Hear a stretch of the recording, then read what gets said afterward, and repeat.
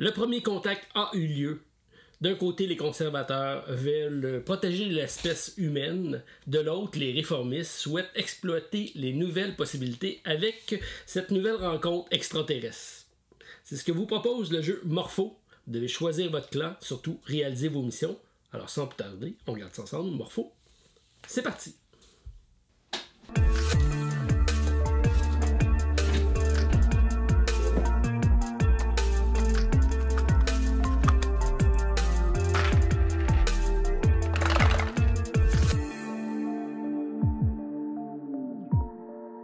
Alors bonjour tout le monde, bienvenue à la Société des Jeux. Très content de vous retrouver pour la présentation d'un jeu de cartes, un jeu de déduction sociale qui arrive sur Kickstarter. On parle de Morpho que je vous présente à l'instant. Donc c'est un jeu d'une compagnie qui est arrivé en 2019 sur Kickstarter avec Age of Civilization, un jeu que j'ai accroché.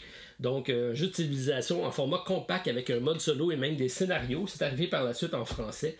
Par la suite est sorti Ayla and Something Shiny, excellent jeu solo également, très thématique, un peu différent de ce qu'on est habitué de voir, mais qui fonctionne hyper bien. Est arrivé aussi en 2022 Age of Galaxy qui arrive, que j'attends grandement, donc même format de boîte avec également une variante solo. Et présentement la compagnie, donc le concepteur Jeffrey CCH, arrive avec un nouveau jeu de déduction sociale cette fois-ci, donc un jeu un peu différent des autres qui sont proposés ici. Petit jeu de cartes qui se joue de 3 à 9 joueurs, donc un grand éventail de jeux de possibilités à ce niveau-là. Et c'est un jeu quand même qui réinvente un peu le genre en ajoutant quelques règles très très simples. Et c'est ce qu'on va regarder à l'instant. Donc j'ai reçu ici le prototype qui arrive sur Kickstarter le 9 septembre prochain. Donc c'est cette semaine que vous allez avoir ça arriver. C'est assez abordable, je pense c'est autour de 24$ US, shipping inclus pour les États-Unis, donc ça ne devrait pas tellement être dispendieux niveau shipping. Alors hâte de voir ça arriver, je mettrai dans le lien de la description, donc le lien pour aller voir la campagne Kickstarter. Alors comment fonctionne Morpho? Alors comme je vous ai dit en introduction, donc Morpho c'est premier contact avec les extraterrestres. On a deux clans qui se forment au niveau de l'humanité, ceux qui veulent protéger la race humaine, donc avec des moyens plus conservateurs, et les réformistes qui, eux, veulent exploiter des possibilités avec ces nouvelles technologies qui arrivent. Donc, on a un jeu d'identité cachée, dans lequel on va avoir des missions à accomplir, mais c'est un jeu qui se joue très très rapidement. On va enchaîner les rondes, c'est ce qui est intéressant, donc c'est pas une partie qui va durer très longtemps, mais c'est plutôt une succession de petites parties qui va faire en sorte qu'il va déterminer la durée, mais au total c'est autour d'une vingtaine, 30 minutes maximum, donc ça se joue assez rapidement. Alors, on a différents rôles qui sont incarnés ici par les différentes cartes. Donc, lorsqu'on va composer le jeu, ça va dépendre du nombre de joueurs. Donc, on a ça ici au début. Donc, on a différents rôles qui sont les leaders, les techniciens, les bodyguards, les killers, les déserteurs et unknown. On va avoir également des cartes aléatoires. Et c'est selon le nombre de joueurs, donc 3 à 6 ici, 7, 8, 9. Et on a un mode standard et un mode plus difficile, un mode expert avec plus de cartes qui va rendre le jeu un petit peu plus... pour les initiés, qui va demander un peu plus de déduction serrée. Ensuite, on va, à chaque tour, les jours, comme je l'ai dit, les tours vont se dérouler rapidement et le gagnant va accumuler des points qu'on a ici, donc deux types de jetons, des jetons qui valent 1 point, des jetons qui valent 5 points. Alors, lorsqu'on réussit notre mission, donc si je réussis la mission en tant que leader, on voit ici que je fais 3 points, donc je récupère 3 jetons blancs comme ça, je le mets de côté et c'est le premier qui en a 10 qui va remporter la partie. La particularité du jeu, comme je vous ai dit, donc la composition va changer d'une partie à l'autre si on est en mode standard ou en mode expert et selon le nombre de joueurs. Donc ici, j'ai une configuration à 4 joueurs. Chaque personne a 2 rôles. C'est ce qui est assez particulier. Donc, on a 2 rôles ici présentement avant moi, 2 rôles pour chacun de mes adversaires, et j'ai également une carte qui apparaît au centre qui va être notre possibilité d'interaction parce qu'on a tout simplement 2 actions à faire dans le tour. On va avoir également devant nous la composition. Donc, ce qu'on retrouve ici, c'est les cartes qui sont ici. Donc, j'ai les cartes de couleur qui sont les cartes de rôle qu'on va incarner. J'ai également les cartes grises ici qui sont un peu la représentation. Donc, pour se faire une idée des forces en présence. Donc, on peut regarder ici et on sait que présentement dans cette partie-ci, j'ai 5 déserteurs, j'ai un leader, j'ai un technicien, j'ai un bodyguard, j'ai un killer. Chaque personnage a des façons de gagner différentes. Mais pour gagner, il faut avant tout avoir une configuration qui fait en sorte que c'est possible. Comment c'est possible ou impossible? C'est simplement selon les deux rôles que j'ai ici. Pour que ça soit possible, on va avoir ici une petite charte qui va tout être représentée ici. On va tous avoir des aides mémoire de 2 cartes qui est assez simple. Donc, il ne faut pas que je sois en situation de conflit. Si j'ai 2 cartes de morpho, donc 2 cartes bleues, il n'y a pas de problème, j'ai pas de conflit. Si j'ai 2 killers, donc 2 tueurs, il n'y a pas de conflit non plus. On s'entend pour notre mission. Par contre, si j'ai un déserteur et n'importe quel autre rôle, il n'y a pas de problème. Mais si j'ai un alien, parce qu'ici on a des cartes vertes et on a possibilité donc d'avoir des aliens qui apparaissent avec n'importe quelle autre carte, encore là, il n'y a pas de problème. Où est-ce qu'il y a des problèmes, c'est lorsque j'ai des cartes bleues et des cartes rouges. Donc je ne peux pas être à la fois un killer et un leader parce que c'est deux rôles qui s'opposent. Et même chose si je suis un outsider, donc les pourpres qui sont ici, je ne peux pas avoir une carte morpho et killer. Donc j'ai des clans, il va falloir que je choisisse. Comment je fais pour choisir? Bien, lorsque on commence la partie, je vais tout simplement regarder mes cartes. Donc là, je les mets pour que vous les voyez, mais normalement, ils ne sont pas visibles. Donc j'ai ici un déserteur et un leader. Deux rôles qu'on voit ici qui ne sont pas en situation de conflit, donc il n'y a pas de problème, je pourrais gagner. Alors si je réalise les objectifs qui sont ici, ben, c'est une victoire automatique. On met fin à la partie, je prends mes points de victoire, on refait une autre partie jusqu'à temps qu'on ait 10 points. Par contre, c'est pas si simple que ça, puisqu'ici, le déserteur, pour gagner, il doit s'échapper avec succès. Et comment on s'échappe en étant déserteur? Mais il faut avoir 2 déserteurs qui sont ensemble, qui vont s'aider à fuir. Donc, présentement, le déserteur qui est ici ne peut pas fuir, puisque j'ai le leader qui est avec lui. À l'inverse, le leader, ici, pour gagner, il faut qu'il élimine les killers. Donc, si les killers sont éliminés, il remporte la partie. Et pour avoir une mission succès, il doit être capable de s'échapper ici avec le technicien. Donc, lui, il va essayer de trouver le technicien et activer sa mission pour pouvoir ensuite s'échapper. Chacun des personnages comme ça ont des missions spécifiques à leur personnage, mais également, il faut qu'on soit en situation de pouvoir remporter. Lorsqu'on remporte, on va remporter soit avec un, soit avec l'autre des personnages, et on va prendre les points de victoire qui sont associés à la réalisation de l'objectif qu'on va faire. Dans mon tour, c'est tout simple. J'ai le choix entre prendre une carte, la carte du milieu, et l'échanger avec une de mes 2 cartes, ou regarder une carte de mes voisins immédiats. Qui sont mes voisins immédiats? Donc ici, j'en ai un à droite, j'en ai un à gauche, et c'est la carte qui est près de moi. Donc je ne peux pas aller voir la carte qui est ici, mais je peux aller voir la carte qui est ici. Même chose de ce côté-ci. Donc ça me permet de me faire une idée. C'est intéressant et c'est même essentiel parce que j'ai des personnages qui vont interagir avec les voisins. Exemple, le bodyguard qui est un garde. Si j'ai un bodyguard d'un côté, lui il va pouvoir protéger la carte qui est ici et même contre-attaquer la personne qui va l'attaquer. Donc je vais devoir faire attention qui est-ce qui est à côté de moi. Même chose ici, si je suis un killer, je peux utiliser un jeton de bloc et venir bloquer ici une porte, de sorte que j'ai plus de communication entre ces 2 cartes-là. Donc, ça va peut-être me permettre, dans un premier temps, de les bloquer. Exemple, un bodyguard qui est là. Et ensuite, aller faire un assassinat.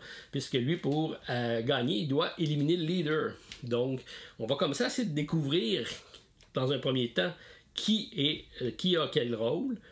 Et, dans un deuxième temps, d'accomplir nos objectifs. Donc, dans un premier temps, je suis ici. Je peux faire comme première action, aller jeter un coup d'œil sur la carte qui est ici.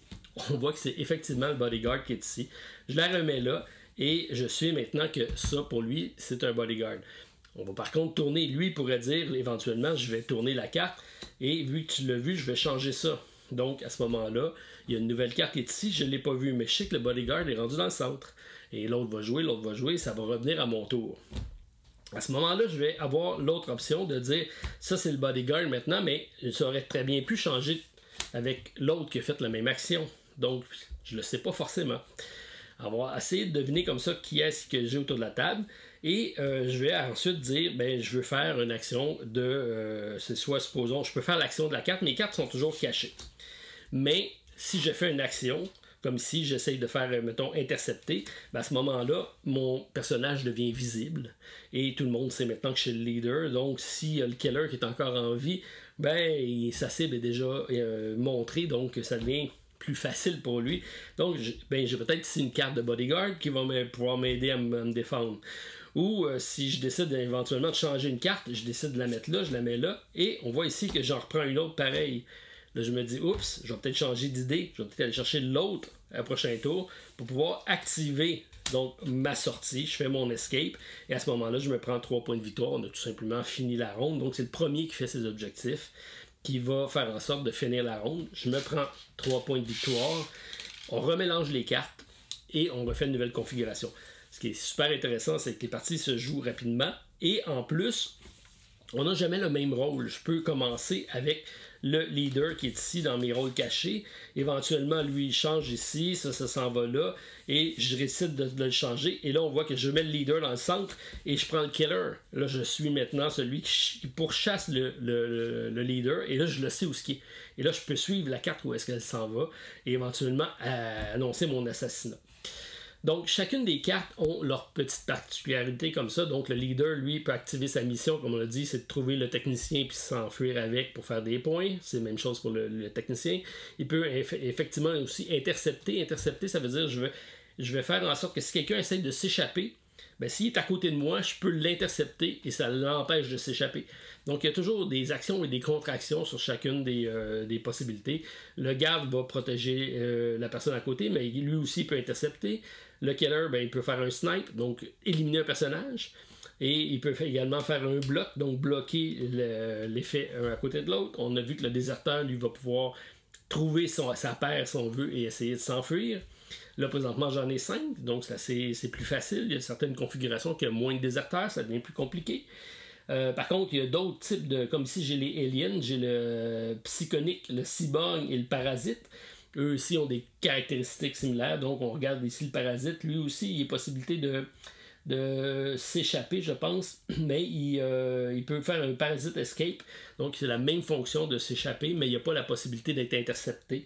Donc, il y a moins de cartes, c'est plus difficile à faire, mais c'est plus payant. On voit également que c'est 4 points de victoire si on réussit à le faire. Il y a aussi le parasite transit. Donc, il peut aller contaminer quelqu'un. Donc, il va aller reprendre sa carte ou changer sa carte avec un autre. Donc, c'est toutes des actions de manipulation de main de carte. J'ai l'investisseur qui, lui, va avoir le clan des rouges ou le clan des bleus. Il va tout simplement décider laquelle il va miser. Et il va faire les points, donc 2 points, s'il a misé sur la bonne personne. Il va comme se tasser du jeu. En fin de partie, ça peut être intéressant. Puisque les cartes ne sont pas associées à une personne, ils bougent toujours en cours de partie. Ça fait en sorte qu'on peut changer de stratégie en cours de notre partie. Et ça se joue, comme j'ai dit, très très rapidement. Donc l'espion va essayer, lui, de reporter. Donc s'il réussit à savoir le rôle de tous et chacun autour de la table, ben, il gagne automatiquement. Le mercenaire peut carrément assassiner quelqu'un, mais il ne peut pas, comme le bodyguard, il ne peut pas avoir de garde qui va le protéger. L'extrémiste, il peut faire sauter une bombe, éliminer 3 personnes autour de la table. Et si en cours d'élimination, il y a des conditions de victoire qui apparaissent, ben, à ce moment-là, ça déclenche la fin de la partie. Donc, c'est tout plein de petites choses comme ça. C'est pas très compliqué. Ça se montre assez rapidement. On fait un tour de jeu de table et tout le monde a compris. Comme je dis, c'est soit qu'on échange notre carte ou soit qu'on regarde la carte d'un voisin. C'est tout simplement ça. On la laisse cacher. Si on l'active, ben à ce moment-là, on la montre et elle reste visible pour le restant de la partie. Et on fait notre tour de table jusqu'à temps qu'on va chercher nos conditions de victoire pour le remporter. Le premier qui remporte la manche prend ses points de victoire, on rebrasse et on fait une autre partie jusqu'à temps que quelqu'un a accumulé 10 points de victoire. Très simple, efficace. Particularité d'avoir 2 rôles, c'est super bien. Possibilité donc d'avoir aussi des conflits entre nos 2 rôles. Si j'ai des conflits, ben, je ne peux pas gagner la partie tant que je n'ai pas réglé mon conflit. Possibilité d'aller voir chez les voisins un peu qu'est-ce qu'ils ont. Donc, la déduction s'installe à ce niveau-là. Ça reste donc quelques modifications très simples de règles, mais qui peuvent changer, renouveler un peu le genre qui est quand même très connu, qui est de la déduction sociale et qui se joue super rapidement. Donc, beaucoup apprécié. Donc, Morpho, ça reste donc très accessible, grand public, grand nombre de joueurs également, 3 à 9. Plus il y a de joueurs, à un moment donné, bon, 7, 8, 9, je pense, on a seulement un rôle. Il y a des petites modifications de règles pour que ça soit plus fluide, mais ça reste très bien. Alors, si ça vous intéresse, allez jeter un coup d'œil. Ça s'en vient sur Kickstarter, donc vendredi le 9 septembre, je crois. Alors, ça sera disponible dans la description pour le lien. Bonne chance à la compagnie Ice Make Game et on suit la campagne de près, surtout avec Age of Galaxy qui s'en vient. Donc j'aime beaucoup, comme vous voyez, la compagnie. Ils font de belles petites choses. Alors c'est à suivre. Sur ce, je vous dis bonne fin de journée et on se revoit très prochainement pour une autre vidéo à la Société des Jeux. Bye tout le monde, à la prochaine.